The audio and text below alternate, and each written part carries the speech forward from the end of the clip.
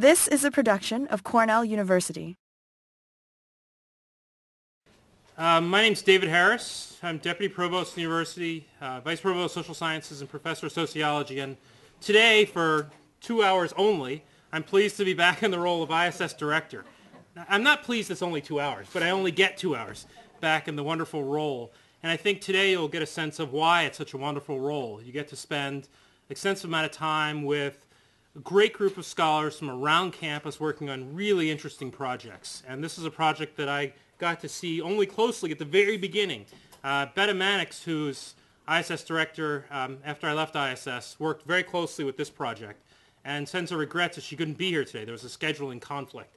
And so she's out in California today, but she let me come back and be here. And this is a great opportunity actually to also let folks know something that has not been talked about publicly, but Ken Roberts back there is the next ISS Director. So Betta's term ends Betta will be done at the end of the calendar year, and Ken, who's the co-director on the Contentious Knowledge Project, will be the ISS Director after Betta. Not much conflict of interest at that point. He's basically done. We're really excited to have Ken in that role.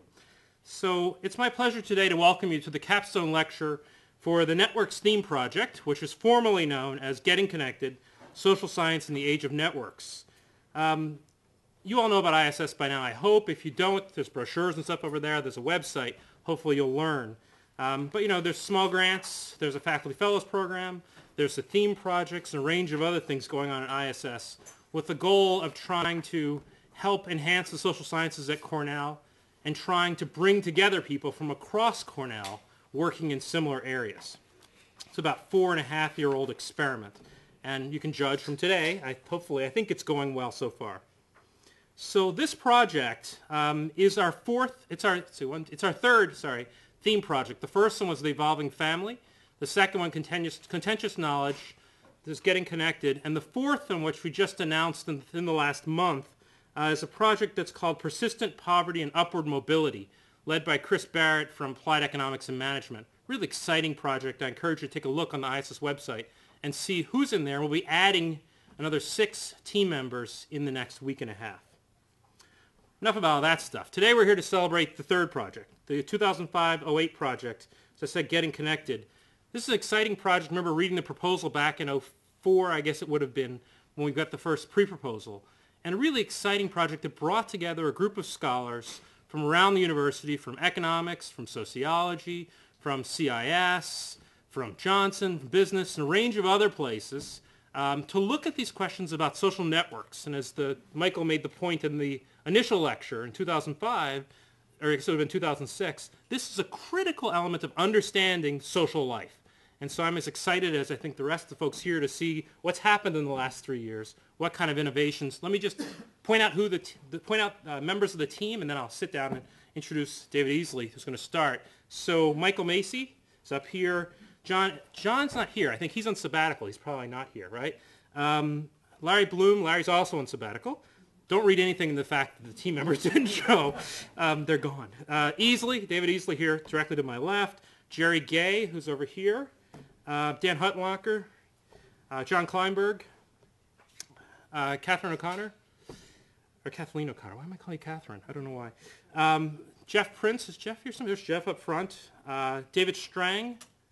And then there were 2 postdocs, Mary Still and Ted Wessler, who's gone already from the project. So David Easley will start off the presentation, and I thank the team for all its work, and I'm excited to see what happened. David? Thanks, David. Well, I don't need to introduce the team members, since that's already here. I'm going to start, but I'm not the only speaker. You're actually going to hear from 5 of us today. It's the group at the front. And as David pointed out, most of the rest of the team is here in the audience as well. Oops. Uh-oh. That's not good. Well, the remote doesn't work, but the arrows do, so that's fine. There's a picture of the whole Networks team group. The reason for the picture is largely just to tell you that we are a diverse group. We're from a number of different colleges at Cornell, and we had postdocs who also weren't from Cornell itself. My goal in this little introduction is really to tell you what the study of networks is all about. Much more than to tell you what we actually did. It's to introduce what we mean by networks and why social scientists are interested in them. So here's a network. It's a picture of a network. It's an interesting network, particularly if you're trying to travel around London. This is a map of the tube stations in London. In networks, we describe things by nodes, which here are tube stations, and edges, which here are lines between the stations.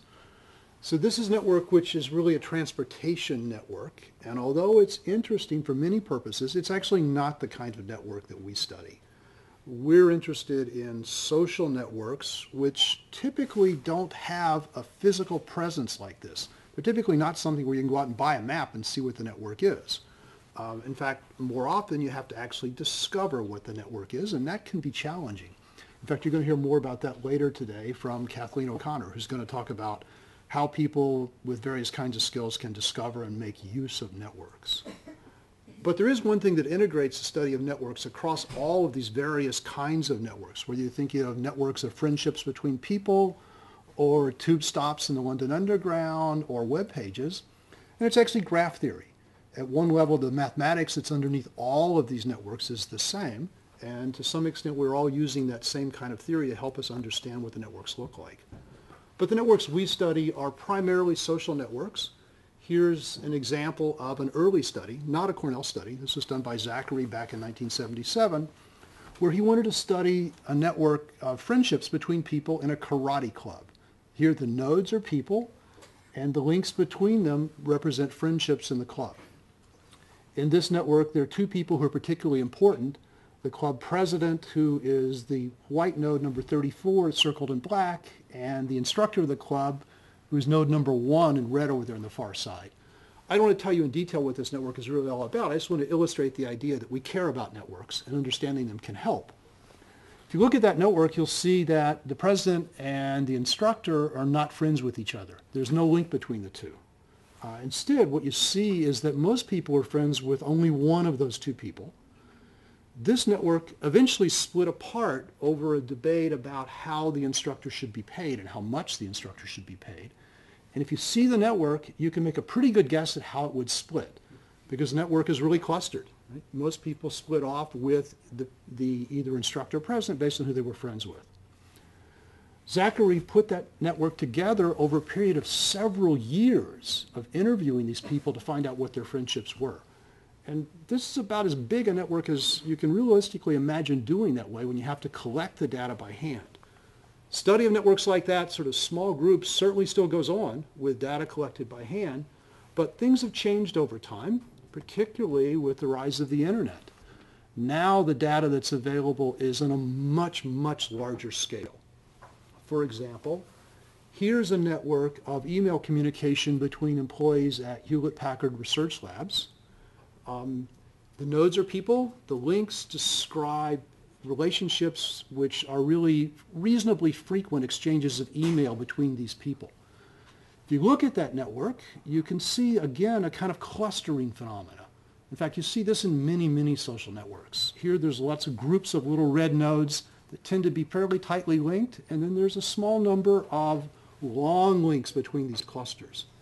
That kind of phenomenon, which has been discovered over and over, is very important for how things spread across networks. It's important for the small world phenomena, or the 6 degrees of separation phenomena. And you're going to hear more about that today from Michael Macy. Different data set, but the same kind of phenomena. Okay. Here's some different networks, and the reason for these is to tell you a little bit about why social scientists should care about networks. They're interesting. They generate great pictures. So it's nice to describe things, and you can see a little bit from the earlier slides about why we should care. Here's a little more detail about why we actually care about what networks look like. These are two very different studies of the same kind of phenomena. The one on the left is an empirical study of trade relationships between 28 countries. The nodes are countries, and the links describe trade flows between those countries. The one on the right is an example from a picture that Larry Bloom, Jon Kleinberg, and Eva Tardos and I published last year. It's a theory paper describing how the structure of a network between buyers, which are labeled B in that little example, sellers labeled S, and traders affects the profit, or in general the power anyone would have in this kind of network. So we're interested in studying how the structure of a network affects who gets the surplus and then in the end, how efficiently the whole operation works. Those two pictures are actually really about the same thing. One's an empirical study, the other one's a theoretical study. My final picture of a network is one that's even bigger. This is about as big as I can imagine beginning to try to display. This is a study of the links between political blogs just prior to the 2004 election. So each node up there represents a blog. The nodes in red are the conservative blogs. The nodes in blue are the liberal blogs. There are a few in the middle that actually aren't identified either way. And even at this scale, you can sort of see that when you think about the links, most of the links are actually within the groups. In fact, most either liberal or conservative blogs link to each other. So these are links on web pages within their group. And there are relatively few links that jump across the groups. Taking a look at something like that and studying the link structure really helps you understand how things like rumors spread. Right? A rumor could start, for example, in the conservative blog space and spread within that group, perhaps jump across, but spread much more easily within the group. So one of the things that social scientists do with networks is study how things spread on a network. It could be rumors, it could be political movements, it could be technology, it could be information. And in fact, for that matter, once you begin to think about networks this way and how structure affects how things spread, you can also imagine studying how diseases spread across networks. Right? Biologists are interested in the same kinds of phenomena that we are in social science. That's a picture of a fairly large network, and there are, of course, studies of networks that are much, much larger than this. Right? You can study the network of links between pages on Facebook, for example, but that's not something I can display in a slide. Once you begin to think about social science this way, it's actually tempting to think that everything is networks. Not that nothing is. In fact, everything looks like it's a network. That's probably a little bit extreme, but actually this point of view really does help you understand lots of phenomena that otherwise seem mysterious. But one thing that is apparent when you start doing this is that you actually need people from a variety of disciplines. The study of networks actually goes across a whole bunch of disciplines. Social networks obviously require social scientists, so economists, sociologists, psychologists, for example. But computer scientists and information scientists are also very important here. Much of the theoretical study and actually much of the large-scale empirical study is in those disciplines. And of course, there's statistics, there's biology, there's physics, there's mathematics. All of those disciplines actually study networks, and all of them really help in understanding what's going on. That's sort of the theory side. The theory side is growing rapidly.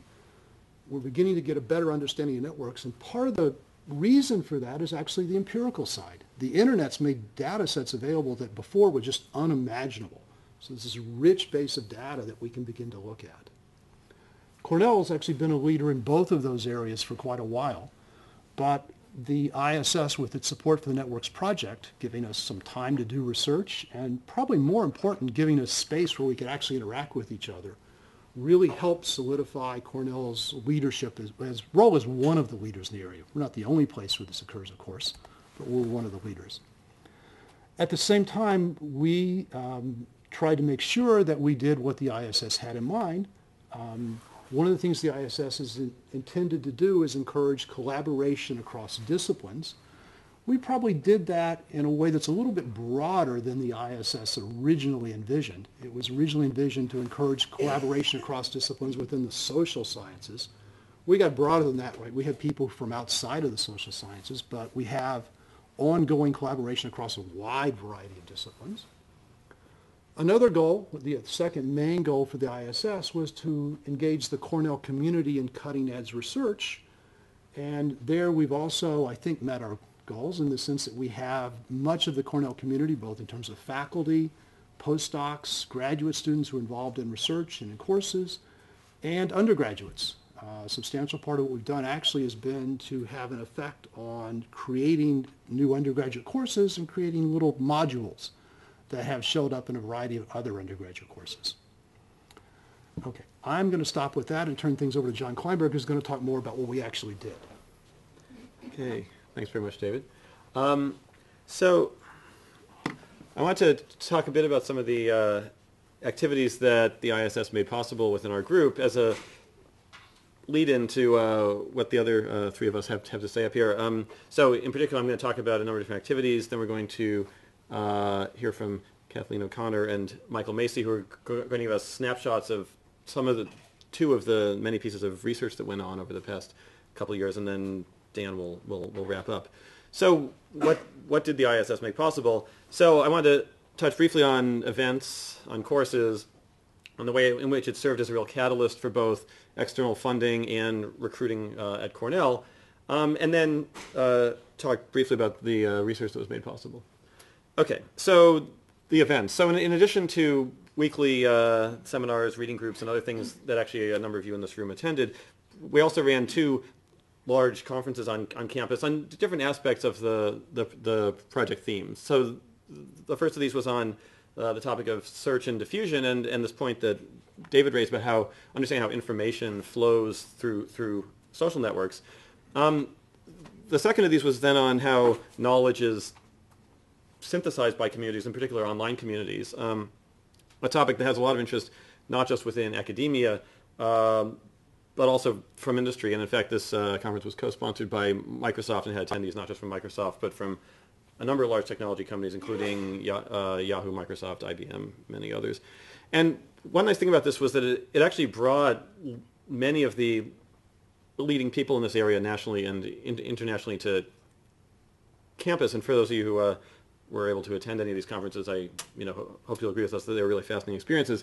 I just listed some of the many people who came to campus as part of this, really leading scholars from places like Princeton, Stanford, Chicago, and a number of other places, as well as a number of people from industry. You can recognize a number of the names there. I want to also touch briefly on courses. So while these external events were going on, we were also trying to contribute not just at the research level, but also in an educational sense, and even at the very most introductory levels of the curriculum. And so new courses were created actually in all the different areas of the project, and at all different levels, ranging from advanced graduate courses down to introductory undergrad courses. In addition, a lot of these ideas were incorporated as modules, 1 or 2 weeks on network styles of thinking into existing courses across a large number of departments, places like economics, sociology, communication, a number of others. To give you an example, I wanted to talk just briefly about the largest of these, this new introductory undergrad course, which David and I have been co-teaching first this past spring and now this spring. So this is a course which, in keeping with the kind of diversity of themes, is cross-listed across many departments: economics, sociology, computer science, and information science. It's been very popular with the students. So we had 200 last spring when we first taught it. This year we have over 280 from over 30 different majors. So what's going on in this course? Why are students interested in it? So let me sort of show this poster that we printed out and shamelessly plastered all over campus. You may recognize it. It was really following in what I think is a tradition at Cornell of trying to take research level ideas and as rapidly as possible move them down, not just the undergrad curriculum, but really to the introductory undergraduate curriculum. And as some of the initial slides that David showed, I hope sort of makes clear, one thing that we thought would be appealing to students, and which in fact has, is that this is really attempting to build some of the science behind the worlds that they inhabit, and inhabit to a large extent much more than we do through things like Facebook and through online communities. So there's really a course on the project themes, a study of network thinking as it spreads across the natural world, the social world, and the technological world, and consequently how things like how information flows, how opinions are formed, how something like an ecosystem or a financial market can be simultaneously robust to shocks, yet fragile against unexpected events, how all of this informs things like policy making, technology decisions, economic decisions, things like this. And so it actually was an exciting and admittedly exhausting experience to try taking many of these topics and try teaching them at this level, sort of driven by the belief that really anyone on campus can hopefully benefit from this kind of thinking. In addition to talking about network ideas, we also tried to use some new network ideas. So we ran a class blog as part of the course grade. So students were asked to write 3 blog posts over the course of the semester. This was hosted by the National Science Digital Library at Cornell, actually, on topics related to the course themes, cases where they were able to apply network thinking either to their own lives or to things they saw in the news. I have a snippet here just to show one of the 600 blog posts that we have. so far, which is actually more from the network thinking as applies to personal experience. I cut out a swatch from the middle. This was a student blogging about how structural balance theory, which is a social psychological theory beginning in the 1940s and the subject of a lot of active research, how structural balance theory can kind of explain some of the tensions that have been going on in their apartment. And the short story is that one of their apartment mates left for engineering co-op and was in Australia and was replaced by a new apartment mate. And this new apartment mate looked promising because they got along with even more people than the previous one had, and that had to be a good thing, right? But it turned out that they introduced some dangerous, positively signed edges, and actually, according to structural balance theory, through the system from one which was actually balanced and had no internal stress, it simply had two groups that didn't really interact, to one that had these sort of dangerous cross-cutting mixture of positive and negative signs, and exactly as the theory predicted, trouble broke out in all areas ranging from dividing up the grocery bill to what's to set the thermostat at. And so the hope was that this was something the student was experiencing, and somehow something we were doing in class, that actually has its roots in long-standing research in social sciences, helps you see it in the network sense, right? That the network was somehow always there, right? It wasn't being imposed on the situation. It was really being sort of exposed by what they were learning. So this is sort of an example of some of the educational initiatives that we've been pursuing. I want to talk about one final thing before turning it over to the research presentations. And that is the ISS really has been a phenomenal catalyst for both faculty recruiting and also the search for external funding. And we're really very grateful for all the opportunities that it provided in those dimensions. So in particular, we can point over the last couple of years to recruiting on campus and hiring and offers accepted that were really directly related to the network's activity in areas including sociology, communication, and CIS, with a number of offers this spring actually pending that we hope will result in new faculty. It's also the institutional leverage from the project has enabled us to pursue sources of funding at a reasonably large scale. So a few months after the project began, in fact, we were able to use the activity on campus to help with securing funding for a large-scale NSF cyber infrastructure tools proposal, one of only two that were given out in the United States. And as Dan will be mentioning in his wrap-up, we're currently pursuing another large-scale proposal for which we're in the final round at NSF, and which we'll be finding out more in the near future. Okay, so research. There's been really a huge amount of research that was enabled by this project, and it sort of proceeded in a number of dimensions at once. So first of all, beyond the people you see speaking and the other members of the team who were introduced, the activity here really drew in a lot of other people on campus whose interests are really very closely connected with networks. It enabled collaboration both across the areas and also cases where when each of us was doing work in our own particular area, it was really informed by having sort of first-hand experience with perspectives from many, many other areas. And so this kind of research spans, lots of departments, lots of colleges. It ranges from things like Jerry Gay's work on aspects of privacy in networks and on actually looking at networks that occupy physical spaces, such as the kind of work she's doing with networks in museum contexts like the John Start Museum here in the Smithsonian. Work that David Strang and Mary Still are doing on mobility of managers in different sectors of the industry and watching how ideas spread along with people.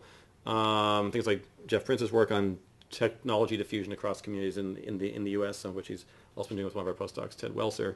John Aboud, who was very interested in this project because it allowed him to apply network thinking to the labor market, and which is another area in which one sees very, very big networks of expressing the mobility of employee-employer relations.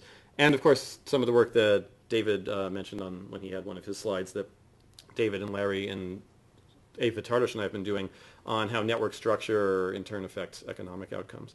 But so out of all these, we had to pick two examples that we wanted to sort of go into some amount of depth on so that you could see examples of what research in this area looks like. We tried to pick two that sort of sampled the space in some sense. And so next we'll be hearing from Kathleen O'Connor, who's going to talk about social cognition and how people recognize the social networks in their own environments and how that affects individual behavior. And then moving on to Michael Macy, who will talk about social contagion, how that relates to things like small world properties and the spread of ideas, and how we can look at information from online communities to help validate some of these models. So I'll turn this over to Kathleen.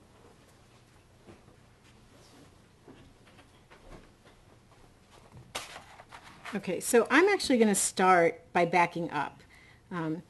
So this is a graph that you've seen already, right? This is one that David presented on the political blogs. I don't study political blogs. This isn't David's graph either, but I can't help but present it, right? I mean, it's beautiful.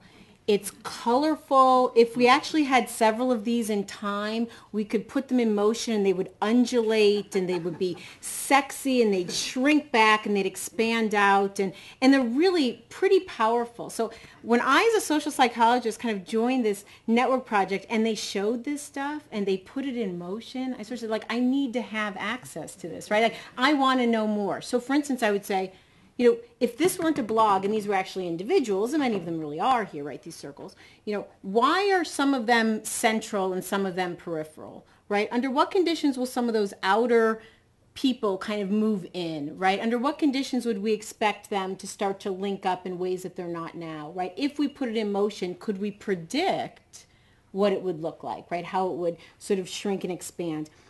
So I love the pictures because they're compelling and because they, for me, kind of stimulated a whole new set of questions that I could ask using the theories that were available to me.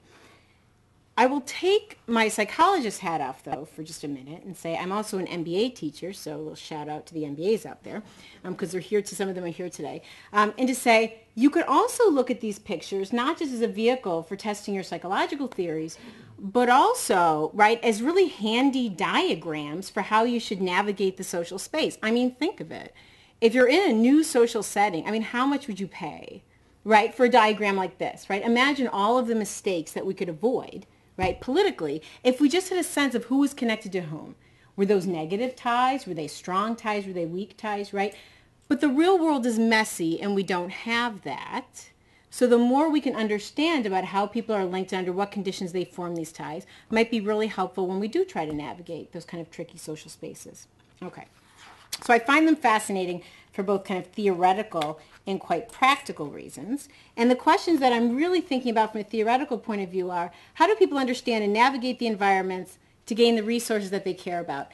And the other nice thing about this question is that's a question that my colleague Jerry Gay shares with me, and so it enables a lot of very interesting conversations kind of across our different domains. So let me get into it a little bit more and show you give you some more detail about what I'm talking about. I'm really thinking about the micro foundations of social networks, which I really break into two pieces here. One are, what are people's cognitions about the social space? How do they understand them? Do they accurately map what's going on out there? And then what are the predictions we can make about their intentions to create relationships if they see some opportunity, right? And under what conditions they actually reach out and make these relationships happen? The goals are really, I mean, I've got two goals, but it's really the same goal, right? Which is to understand how the networks evolve and to create a social psychological account of the spread of influence and ideas across these social spaces. Okay. I'm going to sort of get into some of the details of the projects. So I'm going to draw a little bit on personality psych, which is not my primary area, but I think gives us some nice theory from which to draw, to make predictions about which people should link up, how they will see the social space, and how they will build some relationships. The bottom line, the only thing you really need to know is that people are endowed with traits. Okay, they have dispositions that are heritable, they're enduring, they're stable across the lifespan. People like Jerry, my colleague Jerry Gay, and others have studied kind of the links between people's traits and their positions in the networks. A question I think is really interesting, though, is kind of what accounts for that, right? What are the mechanisms? Are they cognitive or are they more behavioral? Is it a matter of understanding the space better, or is it a matter of being more artful in the way you make your connections with other people? So there's a really, really nice and fairly robust finding that I'll share with you, and then I'll explain where I'm going with it in a minute. That people who are high in neuroticism tend to be less central in their networks. Okay, they're the people on the edges. Okay, high in neuroticism is exactly what it sounds like, right? Low on emotional stability, right? Stressed, threatened by social situations, right? You can kind of speculate about why this might be. And as a good social psychologist, you have to speculate that it could be cognitive, right? That maybe people just don't have a clue. These neurotics really aren't good at sussing the social space. Or it could be that it's a motivational explanation, right? So they're reluctant to get involved, right? Which puts them on the edges. or they might just be really clumsy in their efforts, right? That they really are as irritating as they sound, right? And so they're not very good at kind of building those kinds of linkages. That could also be true. So we set out in some of our studies to kind of test some of these mechanisms. And so let me show you what we've been doing, because really I've spent a lot of time in this project. I'm going to really, David's here. I'm going to spend some time, I spent a bunch of time on this project kind of developing these experimental materials that will allow us to test some of this stuff. I've got a little bit of findings, but a whole lot of, I think, kind of sexy experimental material. So get ready. So if you broke off a piece of, say, a network that David presented, just broke off any corner, you might find 6 people like this. These circles are people, right? They're not just circles, though, right? These are sometimes men, sometimes women. They might have very good social skills. They might be really technically savvy. They might be really good dancers. That'll become relevant in a minute, right? So they're endowed with some kind of traits. These are actual people. And so we thought we would kind of reverse engineer the diagrams a little bit, and we kind of animate this picture. So actually have a guy named Mark from the UK interact with a guy named Ben who wears glasses, right? And Emma in a penguin kind of t-shirt. What if we can kind of create a social setting, a social scene where the relationships looked like this, but you couldn't necessarily tell that by watching, okay? So how would we do this? We went to Second Life. I don't know how many people are really active in Second Life. You don't have to say if you don't want to. That's the beauty of Second Life, right? So you could be anything. And I didn't know much about Second Life actually until we had one of our conferences where there were people who were very active in Second Life who were here kind of talking all about it, and I thought, this could be big, right? We could really do something pretty cool with this. And so we borrowed a social scene, a setting, a bar setting out of Second Life, and we had this sort of crack staff create avatars. Those are people in Second Life, right?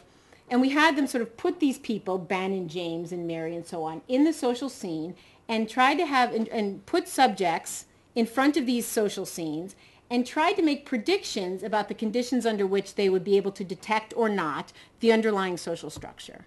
Okay, that's what they were doing. So let me show you what it looks like. Can I make it go? Here we go. Now, get ready. No worries. We're okay. I've done this before.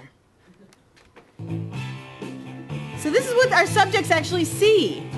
So they see people kind of going into a bar. These are our primary characters, right? So there's James, okay, I've warned you about him, right? And you're Mark, right, UK, right? So whatever, that's Mark.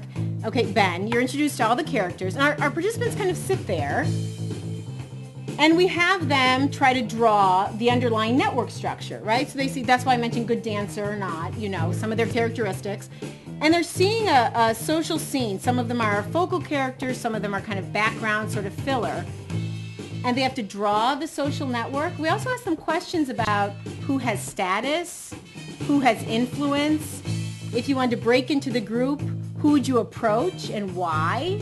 Right? Lots and lots of interesting kind of perception questions aimed at understanding people's cognitions about novel networks. I know it's compelling. It's really great, right? So I have to say, subjects can complain sometimes. Oh, okay, well, it's getting a little PG-13 here, so I'm going to kind of pull it down a little bit, right? So participants can be kind of bored with these experiments. They weren't bored with this experiment, right? And it also actually has the really nice property of being the kind of social world that for lots of our participants is really quite real. If they are on Second Life, this is quite realistic, right? If they're on massive multiplayer games, this makes sense. It doesn't seem quite as fake and artificial as sometimes our experimental materials can be.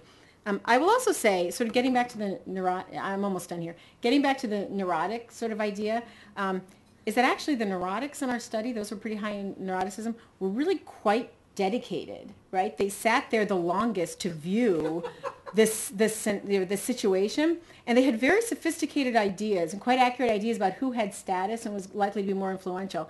So we don't think it's a cognitive explanation that explains why they're outside, right? It's got to be something about their willingness or their ease in doing this or something else, right? But this is allowing us to kind of start to separate the cognitive from some of the behavioral mechanisms, which as a psychologist I think is really, really keen. Okay, so where are we going? So the whole, this new kind of line of research for me and the paradigm that we've created are going to let us understand more about how people suss out their environments and how they navigate in them, which would be very useful for us. I'm particularly excited, as you can probably tell, that these new kind of forms of social engagement interaction can actually be very helpful for studying social cognition in a way that would have seemed very artificial to people just 5 years ago. It's a whole new kind of way of studying behavior and interaction. Again, I'll put my MBA instructor hat back on. What I'm really hopeful about is that if I can separate some of the cognitive and behavioral mechanisms, they'll help us design some interventions that will allow us to give some advice to some of our MBAs about how to think about networks, how to make the connections, which tactics to kind of use that are appropriate for who they are and the situations that they face. So I think there's some really nice theoretical, kind of practical considerations here. Okay, that's it. So now I'm going to turn it over to Michael for something completely different. So Michael Macy. Thanks, Kathleen. You're welcome. So the starting point for the research I'm going to talk about is an experience that I think a lot of us have had of being a long way from home, and you meet some strangers and you're talking to them, and it turns out that you actually know someone in common. And someone will remark, well, it certainly is a small world. And indeed, this is actually a remarkable phenomena because it's a very large planet of over 6 billion people. And yet, people estimate that the average, the number of jumps or steps between any two randomly chosen people is about 6. So the question is, how is this possible? How can this distance between random people be so short on such a big planet? And actually, if social networks were just completely random, this might not be so surprising, but in fact they're not random. Social networks tend to be highly clustered. So to show you an example of clustering, suppose A is friends with B and C. Clustering means that B also tends to be friends with C. And that creates a kind of closed loop. So with these closed loops, how do you get so far so fast? This is an example of a clustered network. This is Flickr a couple of years ago, and you can see there are these 5 very dense clouds. These social clusters. And so you wonder, how can this be a small world? And the answer to the question actually was discovered right here at Cornell by Steve Strogatz and Duncan Watts. And what they found is that it takes remarkably few long-range ties that span otherwise distant nodes in the network. It takes remarkably few of these to integrate a network almost as much as if it were random. So therefore you can sort of have both. You can keep the clustering and yet still have the connectivity of a small world. And this idea resonates with a very important idea in the social sciences known as the strength of weak ties. And the term weak here is sort of a funny word because the idea here is that the strength and the weakness flip over in the following way. The long-range ties, the ones that span across the network, tend to be relationally weak. So that's what's meant by weak ties. There's less frequent interaction. These are your acquaintances, the people you don't talk to so much, maybe less trust, lower affect, less influence. But the interesting discovery that Mark Granovetter made back in the 1970s is that these long-range ties are structurally strong in that they allow you to get access to different worlds that you wouldn't otherwise know about, and to get information, to hear about jobs, and on the downside, also to catch diseases. And so whatever is being diffused, whether it's news about a job or whether it's an epidemic, these things tend to spread much faster, reach farther over these long-range ties, even though they are relationally weak. And this idea has become really almost like a lawful regularity. There aren't lawful regularities in the social sciences. This one comes pretty close. But in fact, it is not a lawful regularity because there's some really interesting anomalies that don't fit the pattern. So that's the starting point for my research, are these anomalies. So here's a few of them. So here's one. This is a chain letter, an email chain letter protesting the war in Iraq, data collected by David Lebon-Noel and Jon Kleinberg. And the interesting thing about this chain letter is that it's hundreds of people long. So when the chain letter gets to you, it's come from hundreds of people. But wait, if there's 6 degrees of separation, why didn't it just come from 6? How do you get these things to be 200 people long? It's an interesting question, an interesting puzzle. Here's another puzzle. Epidemics can leap across oceans, across continents, and reach millions of people very, very fast. And yet social movements don't spread that way. They tend to spread spatially and incrementally, at least up until a takeoff point. Why is that? And then another question about these clouds. How do they form? Why do we get these clusters in social networks? And well, one way to think about it is that, okay, look, if people join a group together, whether it's a karate club or an online community, then they're going to meet each other and become mutual friends. But it could be the other way around, right? It could be that they're already friends and then they join the group together. So is it the friendship influence that gets you in, or is it getting in that gets you the friends? So to try to get a handle on this, a group at Cornell, Backstrom, Huttenlocher, Kleinberg, and Lahn, studied people joining blogging communities on the online blogging site LiveJournal, and they were looking at people who were not yet in the community but who had at least one friend who was, and they asked, what is the probability that this person will join given the number of friends they have in the community and the number of ties among those friends? So, for example, here we have 3 people, A, B, and C. A has 1 friend in the community. B has 3 friends, but they're not tied to each other. And C has 3 friends, and they're all tied together. So the question is, who's more likely to join? And the answer is C. So the question then is, why are chain letters and social movements not taking these shortcuts? The shortcuts are there. These long-range ties are there. Why aren't these things taking the shortcuts? They're taking the long way around. Why is that? And it seems to be the mutual friends that are important for pulling people into communities. Why is it why do you need that tie between the mutual friends? So if diseases can spread over these ties, if information can spread, why can't social contagions? And so working with a grad student, Damon Santola, who's now a Robert Wood Johnson Fellow at Harvard, we started with the idea that, well, social contagions have a very important difference from information and from disease. With disease, you only need to be infected by one person to get the disease. With information, you only need to hear who won the game last night from one person, and you don't have to hear the same information from somebody else. But what would be redundant from the standpoint of a disease or information is actually reinforcement for many social contagions. You do need to hear from several people when it's advice to change your behavior. And there are many cases where, for example, with the spread of an innovation, the usefulness of the innovation depends on how many other people are using it. Think about email.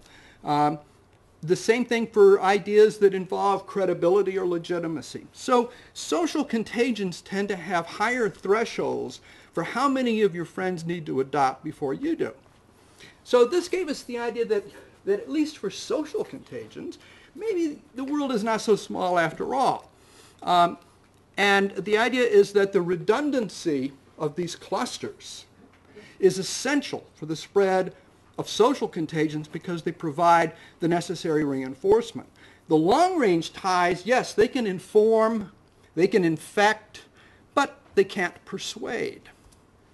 So we tested this idea with a computational model to see how, in fact, if these properties would indeed hold. And here's what we found. So this first, what you're looking at first is just what we call a simple contagion like information or disease. You just need one neighbor to adopt and then you will. The x-axis is showing you how many random ties there are in the network, and we're comparing networks with different amounts of randomness. So on the far left, it's It's very high clustering. On the far right, there's no clustering. And the connectivity is increasing as you get more random ties. The y-axis is how long it takes for the contagion to spread. So lower is faster. And here we see immediately the small world effect that Watson-Strogatz demonstrated. It takes not so many random ties to allow information in disease to be able to spread really just as fast as they would on a random network. So by 0.1 randomness, you still have lots of clustering, and this thing is maxed out on speed. It's moving as fast as it's ever going to. But now look what happens when we raise the threshold just a little bit, just from 1 to 2.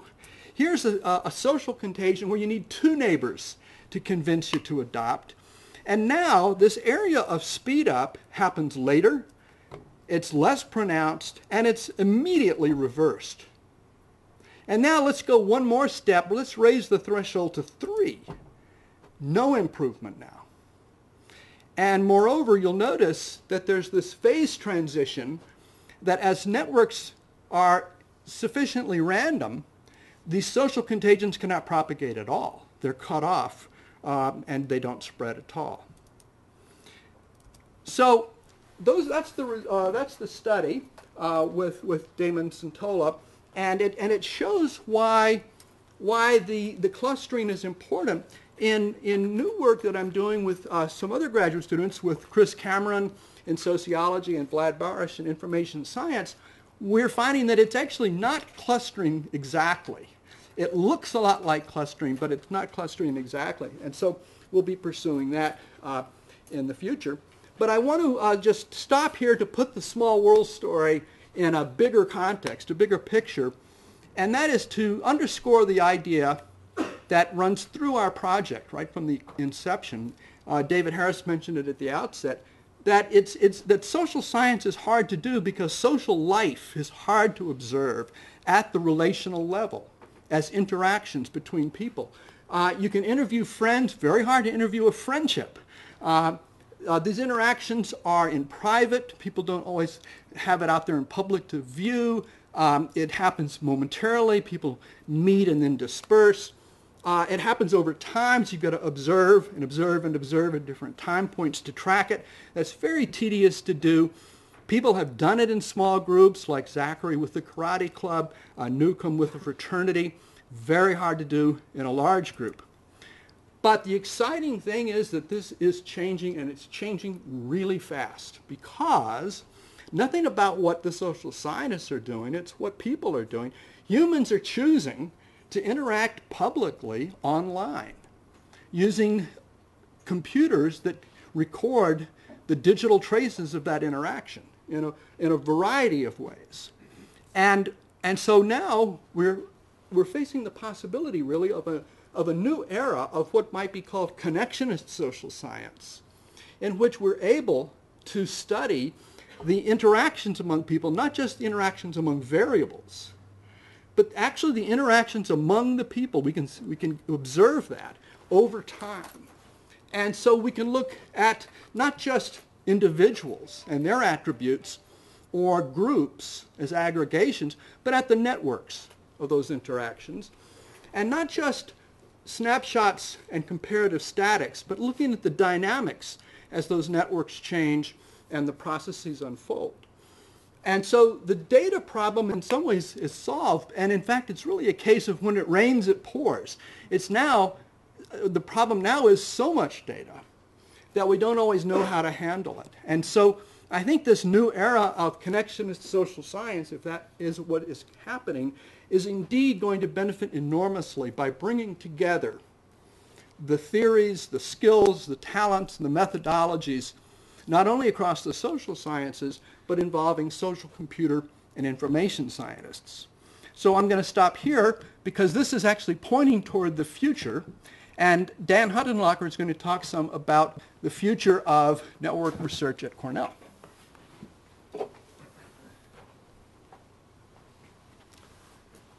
So now you've seen a little snapshot of 2 of the pieces of research, and in some sense, we picked them to almost be as different as possible, looking at what Kathleen and Michael had to talk about.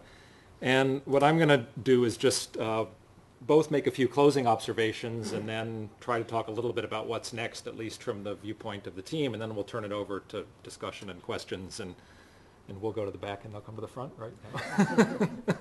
We didn't tell you guys that part.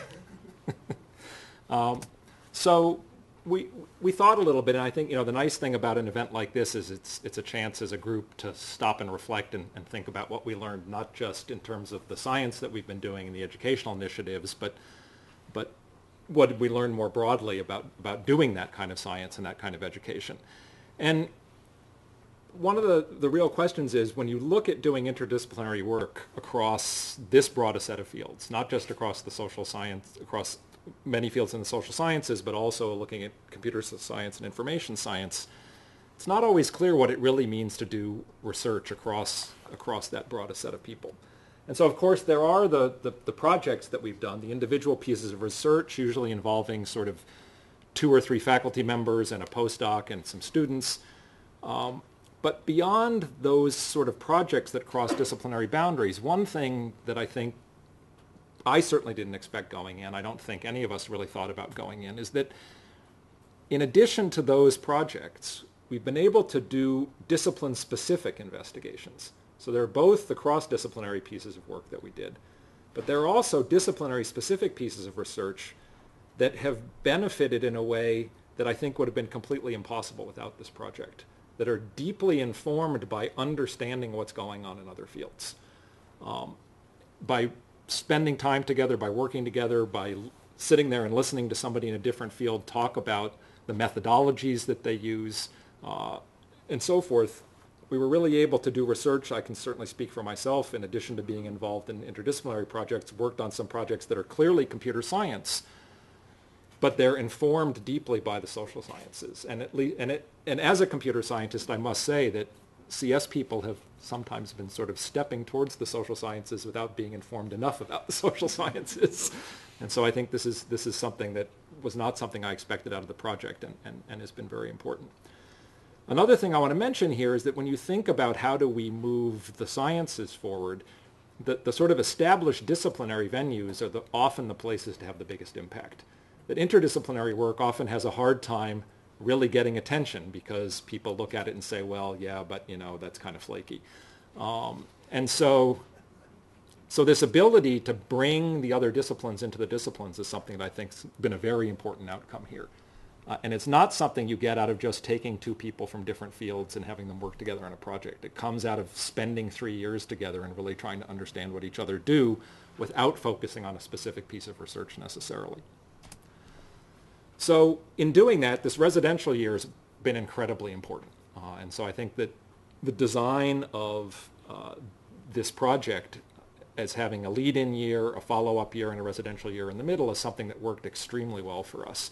That building these kinds of deeper ties, how is it that I've come to understand not just some of what Michael Macy or Jerry Gay or David Strang are working on now, but what some of the classic literature in, say, sociology or communication is and how that informs what they're doing now. That comes from having really spent that time together.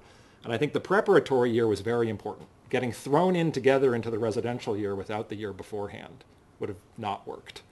And so these things as 3-year projects with a residential year in the middle, I think, really work very well. And I encourage all of you to try doing one of these. They're really a lot of fun. The other thing that I think, for us at least, as we got into this, the educational initiatives became really critical. Many of us are people who've spent a fair amount of our career teaching big introductory classes, right? I mean, Jerry teaches these huge courses in communication. David teaches huge courses in economics. And so we thought not only about education at the graduate level, but also down at the introductory undergraduate level. And that led actually to research questions. So it wasn't just this issue, as Jon said at the beginning, of taking recent research and bringing it down to the undergraduate and the introductory level, which is very important. But it was also the fact that the process of doing that, and doing that in this broadly interdisciplinary environment, actually led to new research questions. So another observation, this is something that David sort of touched on at the beginning. I think there's really been a qualitative change in how visible Cornell is externally in this area. And we had a really good basis to start. I mean, there were a number of people at Cornell who'd been doing research in the area, some of them involved in the project, but some not. And so we had this good basis. But the institutional commitment and the level of increased activity that we had during these 3 years has made a really qualitative change. I mean, and John mentioned that's had some effect on recruiting. We've been able to attract people here because they're really excited about what's going on at Cornell institutionally in this area. But also when I go to conferences, including when I go to social science conferences, which I've started attending some as well, people sort of come up and say, wow, the buzz at Cornell is really interesting. Tell me more about what's going on there. And part of that, I think, these 2 interdisciplinary workshops that we held, where we really got many of the best people in the world to come to these, were eye-opening for some of those people. They hadn't been to Cornell, or they hadn't been here in a really long time. And they left very impressed with what they saw, with what was going on here. And I think, centrally isolated sometimes is a good thing in Ithaca, because it gets us all sort of working with each other across the disciplines. But we should remember as an institution to reach out more, to bring groups of visitors here, to not view Ithaca as a place that's just too hard to get people to. Because when they come here, they have a good time, they really learn things, and they leave and they go out there and they tell others about what we're doing. So what's next?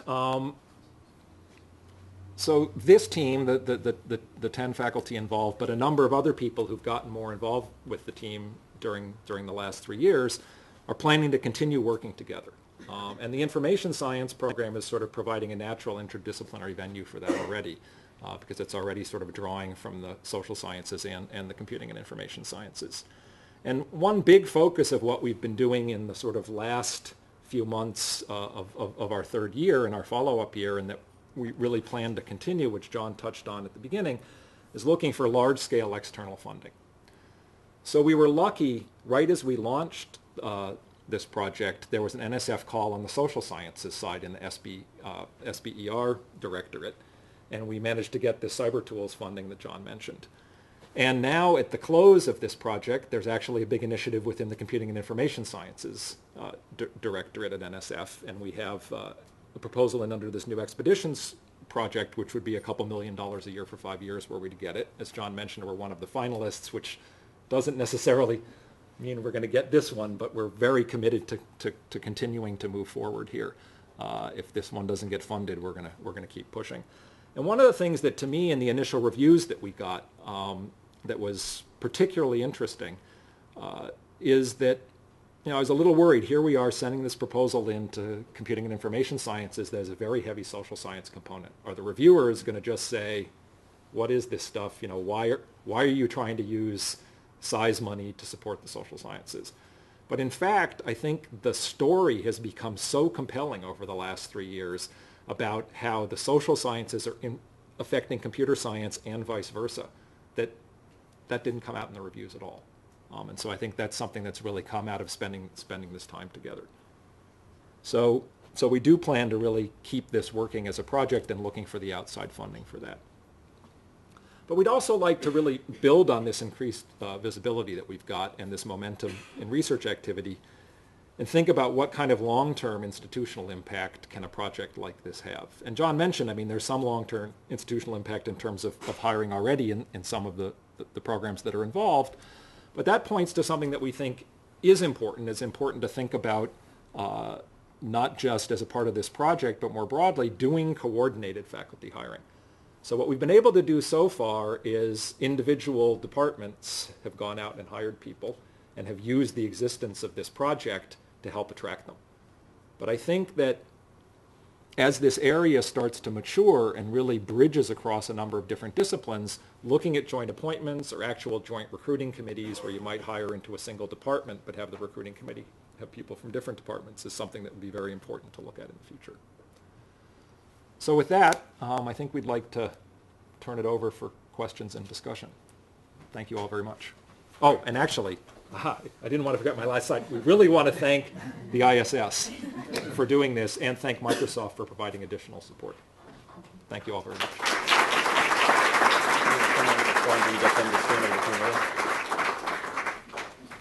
Why don't the rest of you... team members. I'm not sure we should all leave. We're going to stay. We're going to stay here. Yeah. Well, you can sit on the table. We just wanted to have the whole team. Okay. So you can sit down. At least the whole team that's in it. Three of the 12 that's either permanently or temporarily left behind. You're right, exactly. We'll sit in a chair. Okay. No, I'm struck by the usefulness of this in biological systems within organisms, for example, in genomics, proteomics, between individuals and populations, between populations and communities up to the ecosystem level. And I'm wondering if you've tried to engage life science researchers in your project or interacted with them at all. Yeah, so, no, and that's something that we're definitely pursuing. And so, for example, there are joint investigations going on, say, between people in computing information science and people like Andy Clark in biological computing, kind of biological statistics, looking, right, both, and I guess your question really points out that there are networks at several different levels of scale here. There's the networks of interactions among genes and proteins, right? How, if one switches on another, then that's a network connection. And from the global structure of that network, you can sort of see how the metabolism might function. And yeah, I think in much the same way that I think a lot of the research here pointed to the fact that you really need to kind of deeply understand what's going on both sides. I think some of the early research on this pointed out the network aspect without necessarily knowing how to interpret the network, and that's going to really need both network thinking and some of the domain-specific knowledge of biology. Similarly, and some things that we touch on in the course that David and I teach is how networks function at the population level, right? And so the kind of network feedback effects, and population level feedback effects that they see in ecosystems. And again, that's an area where some of the mathematical balance on campus and some of the work here is definitely opportunities for connection.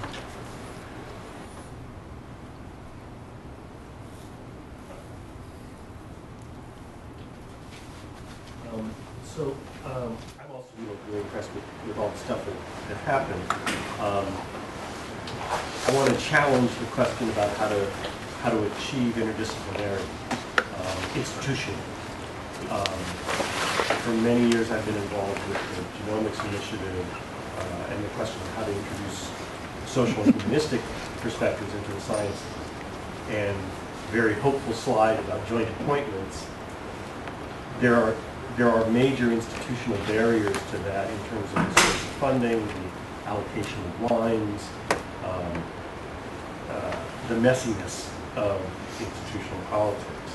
That when departments are close together, sometimes can be handled, but if you're trying to really be broad and interdisciplinary, it can be quite difficult to negotiate. So I'm just curious for your thoughts on that. I couldn't agree more. In the interest of full disclosure, I should say that I'm half in the Johnson School and half in computer science, which, while not as far apart as one could imagine, are pretty far apart. One's a professional school that largely has a social science view of the world, and one is in the physical sciences and engineering. And so I certainly see that. I wouldn't wish on any assistant professor that kind of an appointment. However, as a full professor, it's actually something where I feel that I'm able to bring something to each one of those two units that they wouldn't have without me, by really helping broaden the way they look at things. And so I think that was one of the reasons under hiring there, we said both joint appointments but also joint hiring committees. That for senior people, I think joint appointments can make sense. In my case, what happened is that the joint appointment actually, I'd been at Cornell for a while, quite a while, 15 years, something like that, and then went into a joint appointment between two very different units. And having both the history at Cornell and being senior, I think, was important in making that work.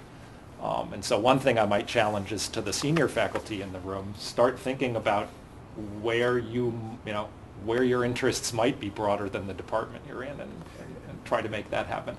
And now I agree there are a lot of institutional barriers at the department level, at the college level, at the university level. This was partly for the provost's office to hear. Poor David. He can't stay a scientist even for 2 hours. I'm sorry. I apologize now. But I do think that we feel that we should all be making more effort in this regard. I think, not to put words in David's mouth, but from conversations I've had with him, I think he understands this too. It's why he's been a big champion of things like the ISS.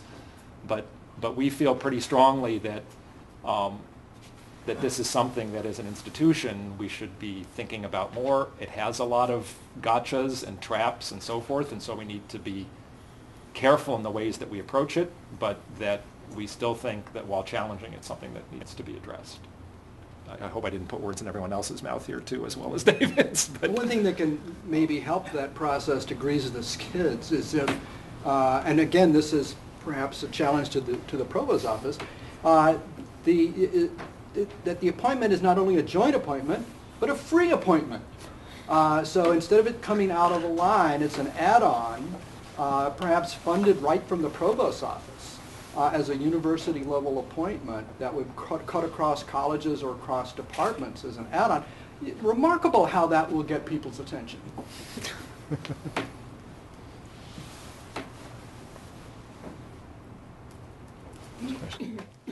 As to how your project evolved over the course of 3 years, and in particular, did you end up doing some things that you did not anticipate at the beginning?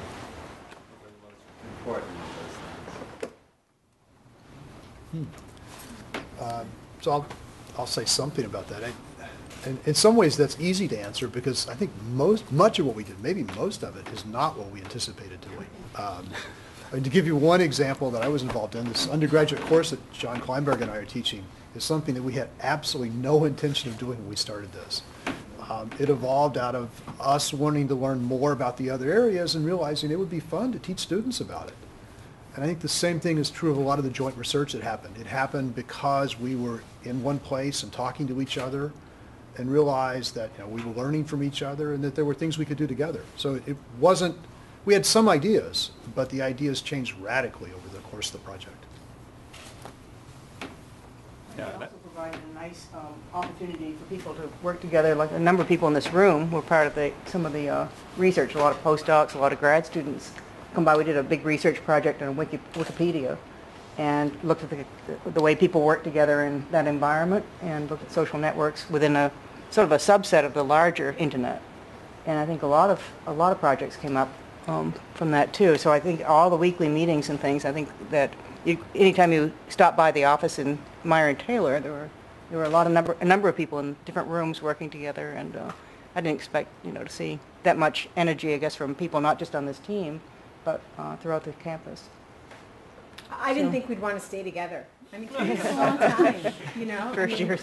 Now we're going to get married, right? It's NSF, so, or whatever this turns out to be. So, yeah, and we've actually also kind of opened the door and had other people join us, which has also been really nice. So I think I'm kind of surprised that there's still so much energy and enthusiasm, and we really want to do more stuff together, right? We sort of feel like we're just sort of getting into it now, and, now is where the real kind of stuff is going to happen, so. Yeah, I think it was hard to predict, the interest from different parts of campus also. So when you have a project like this, a lot of people see what's going on and they sort of recognize some reflection of it in what they're doing, and that serves to draw people into the activities. That's been great also. Yeah, and I guess I sort of highlighted at the end there, one thing that really struck me was I expected that the outcome would be that I would do some projects with social scientists that would be joint interdisciplinary projects. I didn't anticipate that my CS research would change. Stuff that's purely computer science. It's not an interdisciplinary project, and I certainly didn't see that going in at all.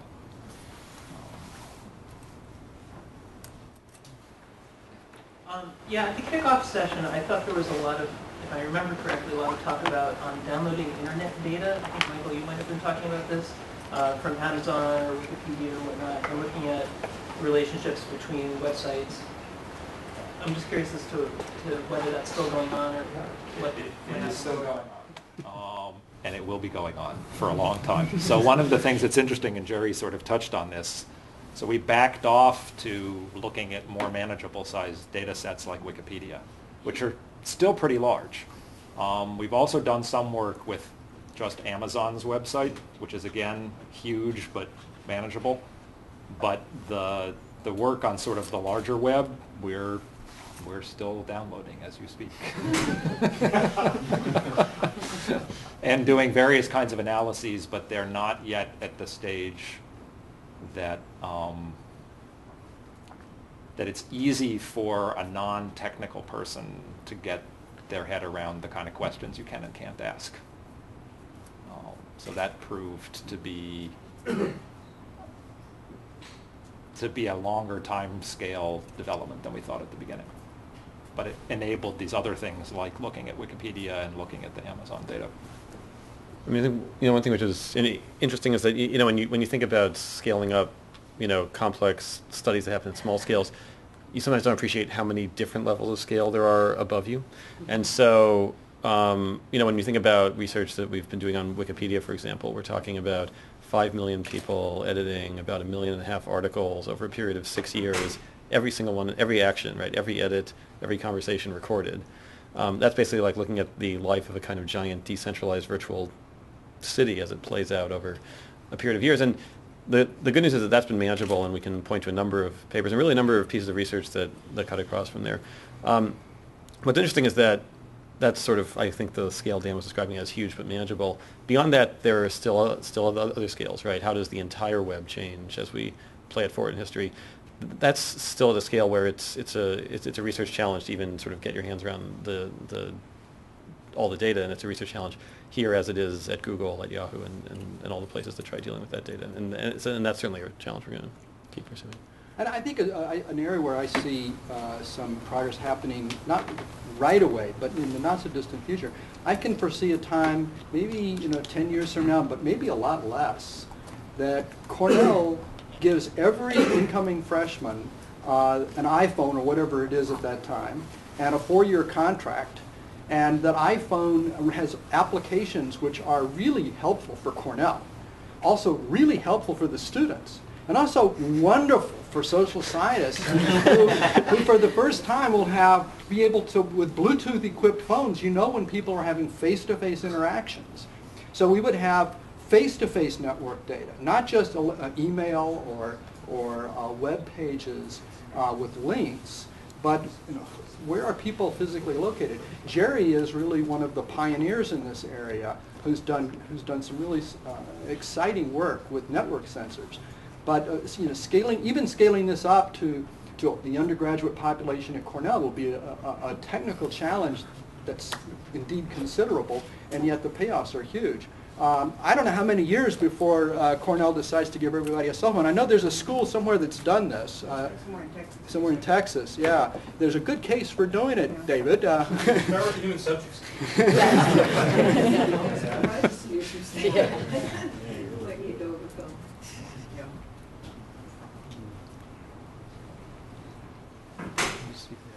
So a few of you mentioned how you're trying to bring down this sort of basic knowledge to a lower, especially undergraduate level. So this is kind of a personal question for me as maybe the token undergraduate in the room.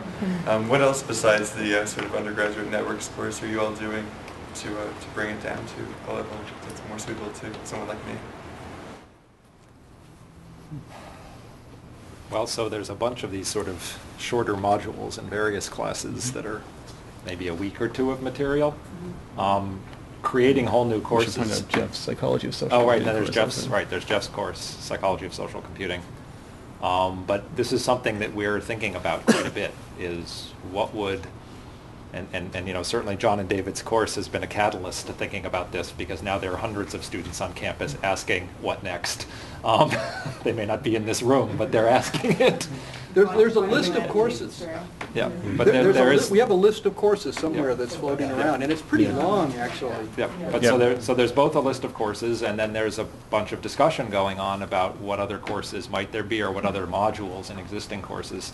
And I think, again, that goes as far away as completely, disciplines that have nothing to do with the social sciences, like the biological sciences. That as you look at, as we talked about at the beginning, and as your question pointed out, some of these underlying issues come up in various kinds of network systems. Well, I'd just like to add, having worked with some of the very key undergraduate research, essentially research assistants, that we actually use some really skilled people to help us in these massive projects that we found through various faculty members. And so they were getting in, rolling up their sleeves, and doing research with us.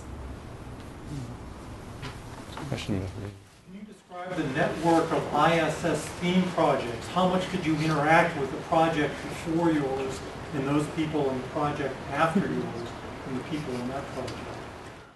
Well, that's all We driven looked by... at those graphs of separate. It's all driven by proximity because I was actually co-located with the next project, so I interacted a lot with the contentious knowledge folks, but probably the rest of you had little interaction.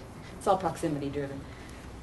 But there were some helpful things that the ISS set up. So, for example, the Evolving Family Project, which preceded us, we had some meetings with them during our planning year where they could sort of advise us on some of the experiences that they had and some of the pitfalls. So I think it's very useful to have, some mechanism in place. We also had a reading one day, too. We all shared on Yeah, social joint networks and clustering Yeah. and had a discussion jointly, but that was, I mean, the first workshop that the Contentious Knowledge Group ran, some of us came to parts of that because obviously there's a connection between the role of networks and some of those issues.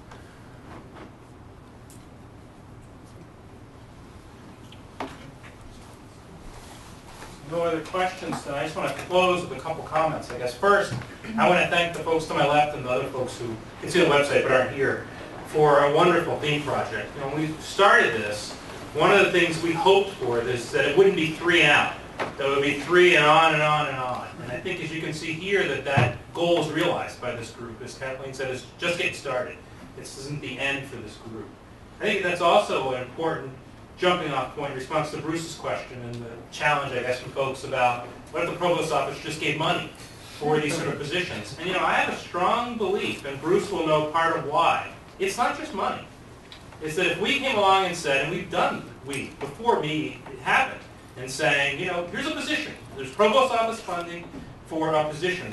Departments have to buy in. They have to believe in having a social networks person, which is more than saying there's money. In part because faculty, and I believe it fully as a faculty member, worry about administrators' ability to count and keep things in the right columns. And that free is free, but maybe somebody along the way forgets exactly where the funding came from. But if they're committed, if they believe that these are important areas, I think you're much more likely to get buy-in from departments. And the money obviously helps to grease it. And the last thing to say, and echoing what Dan said, the final product. So ISS started by saying, every team has to have a final product. Here's what Betta called it. I've heard it. Deliverable. That's what it was. Betta, there were lots of fun conversations, I'll just say. I was following on email talking to Betta. A deliverable. What's the deliverable from the team? This was a lot of conversation. And one of the things we realized last year, I interviewed the family team, Betta interviewed this team here. One of the things we realized was there was a deliverable that none of us had anticipated. And that the great deliverable of ISS is, as you heard, just sort of having the opportunity to interact with one another and having these perspectives that you usually only get in snippets really seep into your consciousness and affect your work. And so again, I'm going to close with that and thank the team for a wonderful 3 years. Thank you.